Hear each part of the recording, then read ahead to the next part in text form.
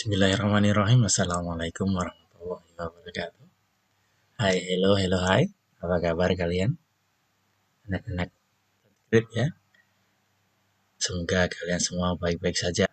I hope you all fine. Ya, alhamdulillah. Senang sekali Mr. Eko bisa kembali menjumpai kalian. Meski masih melalui video pembelajaran ya, belum bisa tatap muka. Tidak mengapa. Oke, kali ini kita sudah masuk ke lesson 2. Lesson 2 tentang My School. Judulnya My School ya, sekolahku. Kegiatannya di sini kita akan belajar menyebutkan benda-benda atau ruangan-ruangan yang biasanya ada di sekolahan kita. Dan juga akan mendeskripsikan sifat-sifatnya. Sifat yang di sini dimaksud adalah mungkin kondisinya, luasnya, atau kerapiannya, kebersihannya, ya seperti itu. Kita lihat saja langsung ya.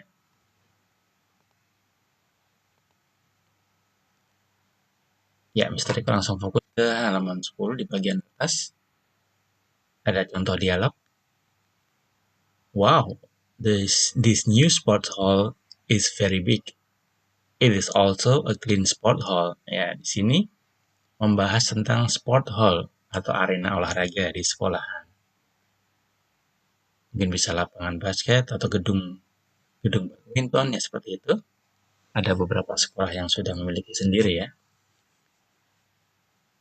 Di sini dijelaskan bahwa sport hall-nya is very big. It is also a clean sport hall. Ya, sport hall-nya very big dan clean. Nah, menjelaskan kondisi, keadaan atau sifat dari sport hall di sini dinyatakan very big, sangat besar, dan also a clean sport hall, besar dan bersih. Nah,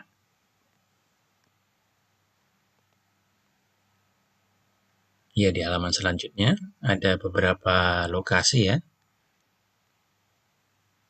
Ada taman, ada kantin, ada kelas, ada kamar mandi atau toilet, ada perpustakaan, dan ada sport hall tadi seperti yang sudah dicontohkan.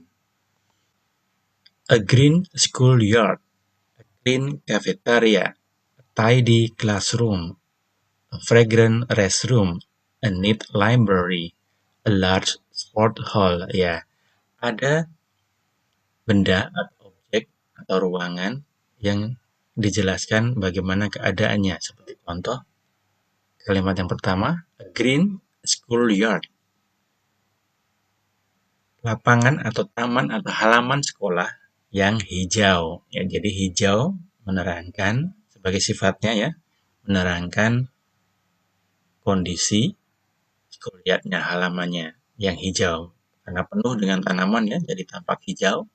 Jadi sifat dari schoolyard halamannya tadi adalah hijau, kehijauan.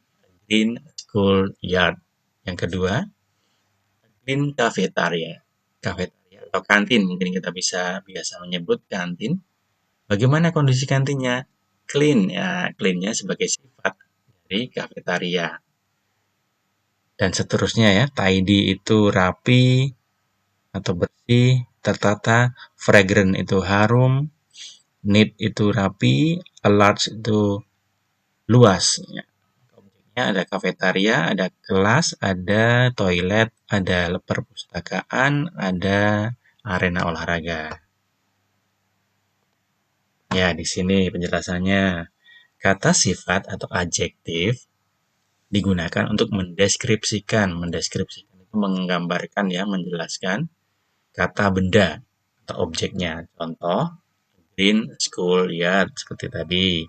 Green sebagai kata sifat dan schoolyardnya sebagai kata bendanya. Dalam bentuk frasa atau bukan kalimat, seperti contoh di atas, kata sifat ditulis di depan kata bendanya. Di depan kata bendanya. Depan mana ya? Nah, depan lebih dahulu.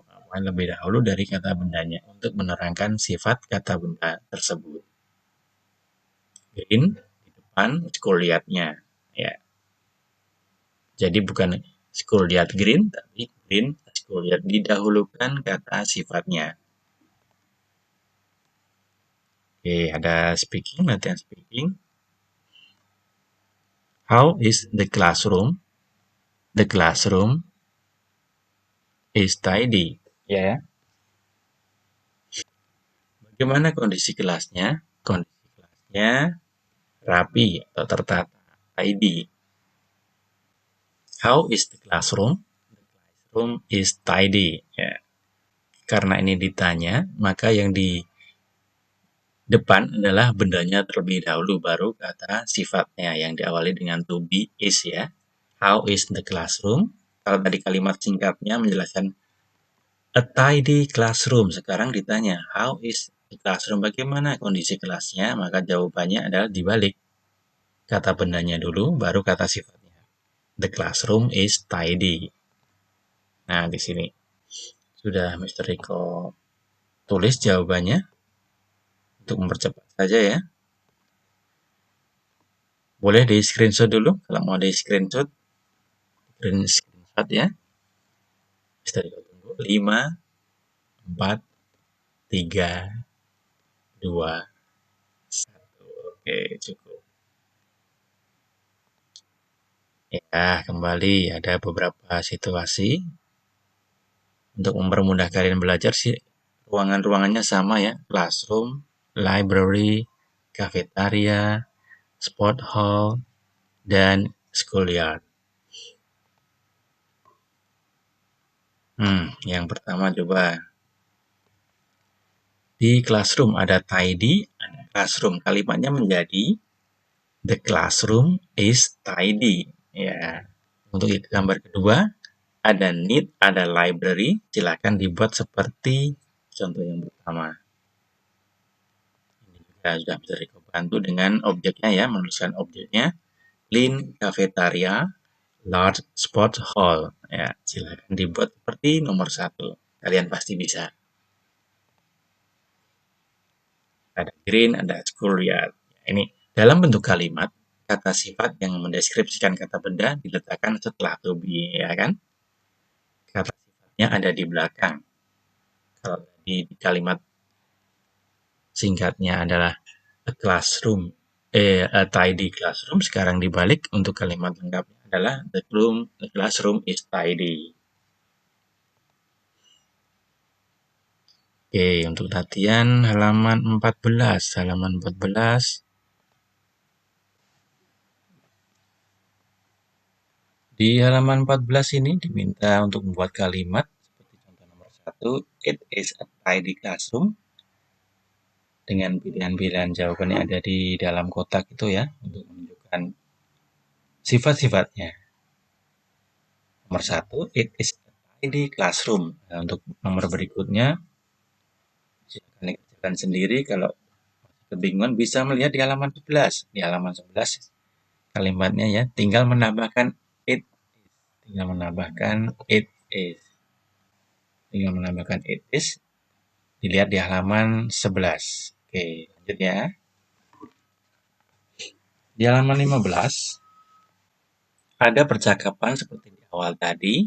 Hanya saja di percakapan kali ini ditambahkan satu penjelasan lagi ya. Bisa dibacakan. How is the classroom?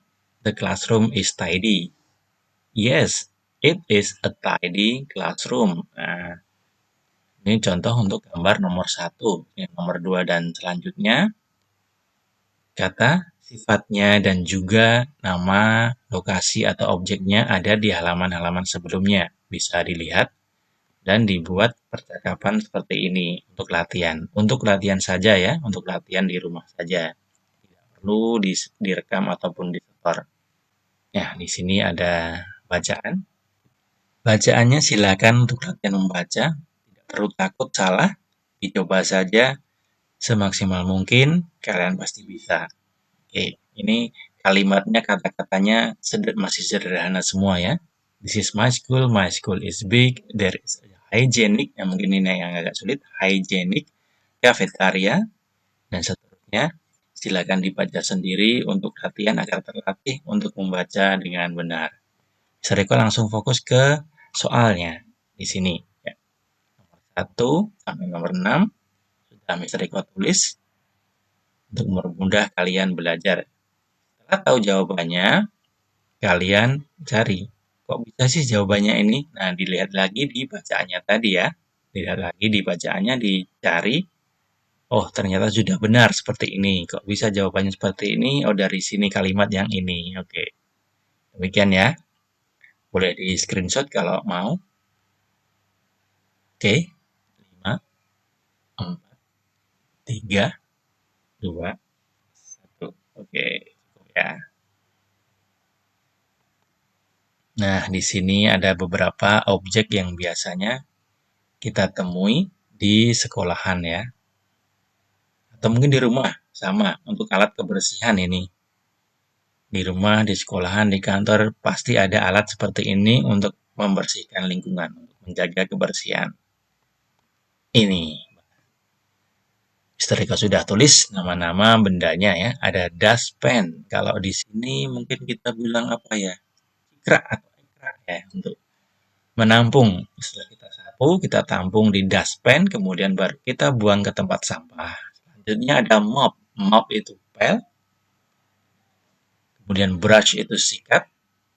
Nah, katakannya sikat ini biasanya menyikat lantai, maka untuk gigi ditambahi toothbrush gitu ya, sikat gigi. Tidak mungkin dong kita sikat gigi pakai sikat lantai seperti ini ya.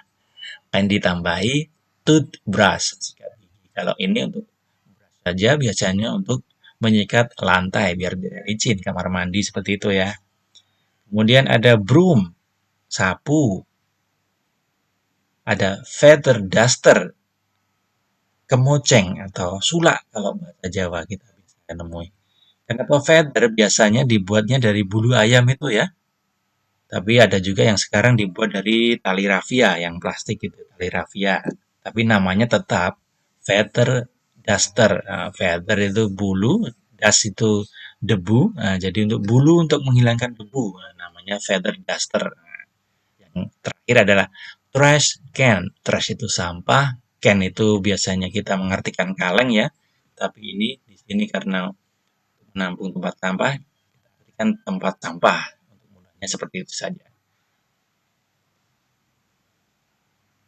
Mungkin di tempat lain, di kosakata lain bisa kita temukan rubbish bin. Nah, rubbish itu sampah, bin tempatnya juga sama.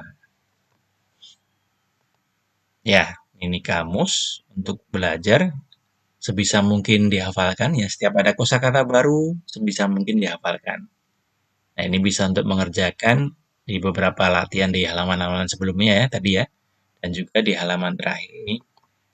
Nah, sudah Eko jawab juga untuk kalian mempermudah belajar. Kelihatan nggak ya? Nah, semoga kelihatan. Kalaupun samar-samar ya biar kalian juga sedikit mencoba, tidak Eko terus yang menjawab ya.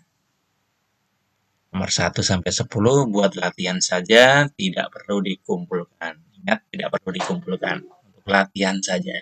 Oke. Ya, sepertinya untuk materi My School di lesson 2 My School sudah cukup. Semoga penjelasan Mr. Eko bisa diterima dan seperti biasa jika ada yang belum jelas, terlalu cepat atau mungkin kurang jelas, langsung saja WA ke Mr. Eko, chat WA. Jangan di kolom komentar ya, takutnya nanti lama dibukanya. Langsung ke nomor Mr. Eko saja, WA Mr. kemarin ada yang belum jelas. Oke, boleh silahkan. Boleh chat, boleh video call, terserah. Mr. Eko tunggu. Oke. Oke, terima kasih atas perhatiannya. Mohon maaf banyak kekurangan. Tetap semangat belajar, semangat ibadah, sholat 5 waktu, patuh kepada orang tua, itu pasti harus ya. Oke, terima kasih, thank you. Wassalamualaikum warahmatullahi wabarakatuh. Bye-bye.